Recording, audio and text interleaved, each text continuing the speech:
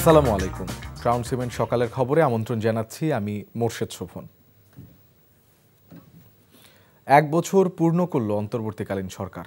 এরই মধ্যে জুলাই ঘোষণাপত্র এবং আগামী জাতীয় সংসদ নির্বাচনের সময়সীমা ঠিক হয়েছে।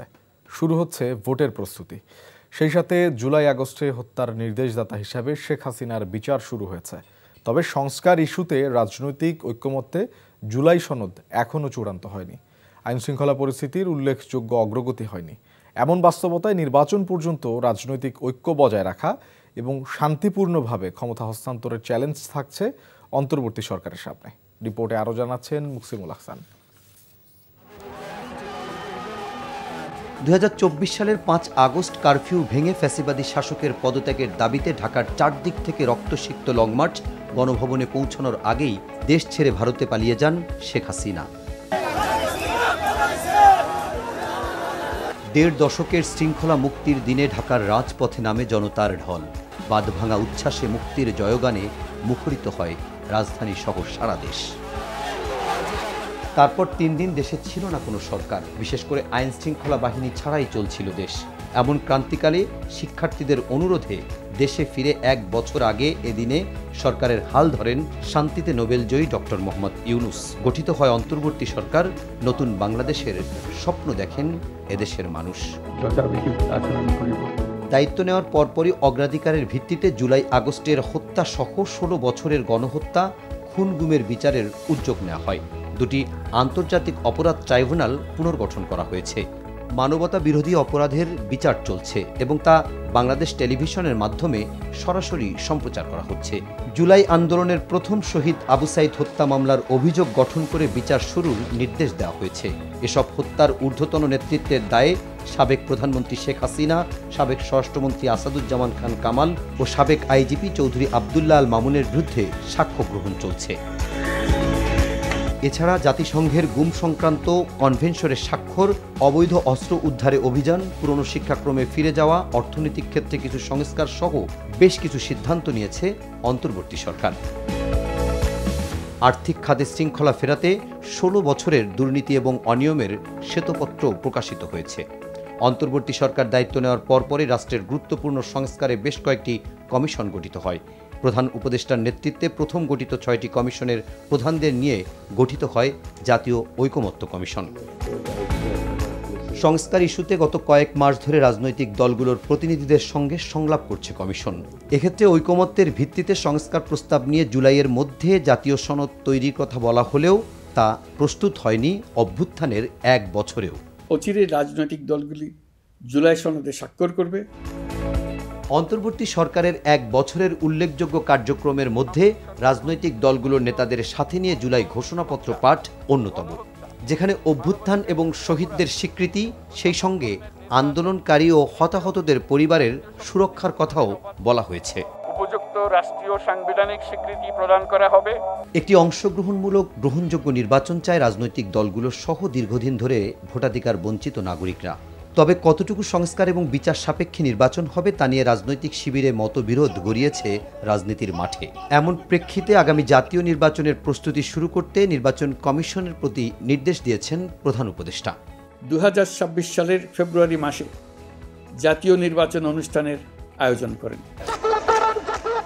গত 1 বছরে সরকারকে সবচেয়ে বেগ পেতে হয় আইন শৃঙ্খলা পরিস্থিতি সামাল দিতে। দাবি আদায়ে বিক্ষোভ দেখা যায় সচিবালয়, শাহবাগ, যমুনা সহ বিভিন্ন স্থানের সড়ক আটকে।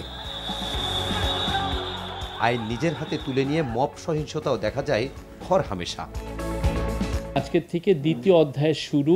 প্রধান কাজ হলো নির্বাচন সুন্দরভাবে করা। তবে নির্বাচনের জন্য কাঙ্ক্ষিত পরিবেশ তৈরি, বিশেষ করে আইন শৃঙ্খলা পরিস্থিতি নিয়ন্ত্রণ করে জনমনে স্বস্তি ফেরানো, সংঘাত এবং সহিংসতা নিরসনে রাজনৈতিক ঐক্য ধরে রেখে সুষ্ঠু নির্বাচনের মাধ্যমে শান্তিপূর্ণভাবে নির্বাচিত সরকারের কাছে ক্ষমতা হস্তান্তরের চ্যালেঞ্জ থাকবে অন্তর্বর্তী সরকারের সামনে। Muksimul Ahsan, NTV news, Dhaka. ইসলামী শিক্ষা ও ইসলামী সংস্কৃতির চর্চা এবং বিকাশের লক্ষ্যে জামালপুরে আয়োজন করা হয় হিফজুল কুরআন ও ইসলামী সাংস্কৃতিক প্রতিযোগিতা। এ উপলক্ষে জামালপুর সদর উপজেলার কটারবাড়ি এলাকায় দারুস সুন্নাহ সালাফিয়া মাদ্রাসায় অত্যন্ত ভাবগাম্ভীর্যে দিনব্যাপী নানা অনুষ্ঠানের আয়োজন করা হয়। জামালপুর প্রতিনিধি আসমাউল আসিফের পাঠানো রিপোর্ট। জামালপুর সদর উপজেলার কটারবাড়ি এলাকার দারুস সুন্নাহ সালাফিয়া মাদ্রাসায় যেন উৎসবের আমেজ।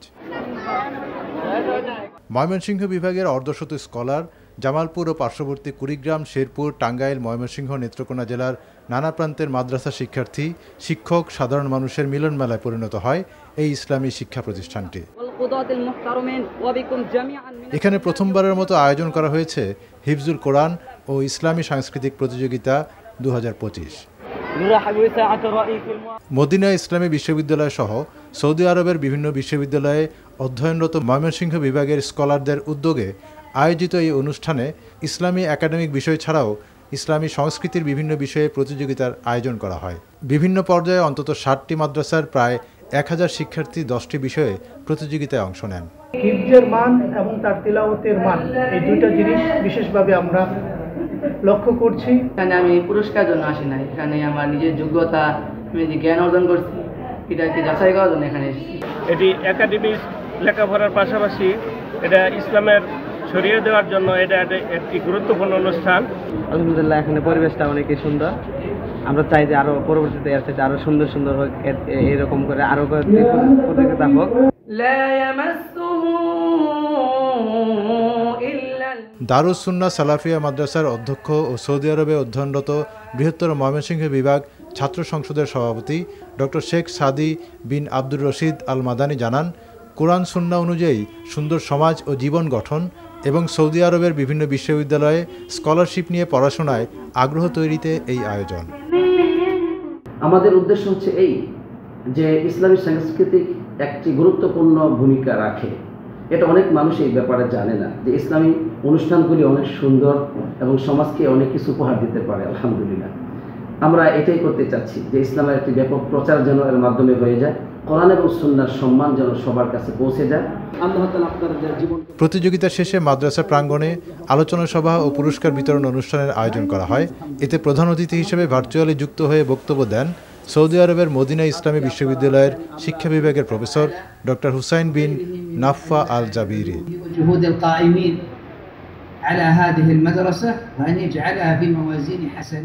NTV news desk. ব্যালন ডিওরের মনোনয়নপ্রাপ্তদের সংক্ষিপ্ত তালিকা প্রকাশ করে ফ্রান্স ফুটবল। বিশ্ব ফুটবলের সবচেয়ে মর্যাদাপূর্ণ এই ব্যক্তিগত পুরস্কার কে পাবে তা আগামী 22 সেপ্টেম্বর জানা যাবে। গত মৌসুমে ফ্রান্সের সব শিরোপাই উঠেছে পিএসজির ক্যাবিনেটে। ফিফা ক্লাব ওয়ার্ল্ড কাপে রানার্স আপ হয়েছে ক্লাবটি। এমন অসাধারণ অর্জনের পেছনে ওসমান দেমবেলে, দোনারুমারা ছড়িয়েছেন আলো। 2025 ব্যালন ডিওর মনোনয়নের তালিকায় তাই ফরাসি জায়ান্টদের দাপট দেখা গেছে। সব মিলিয়ে 30 জনের তালিকা প্রকাশ করেছে ফ্রান্স ফুটবল।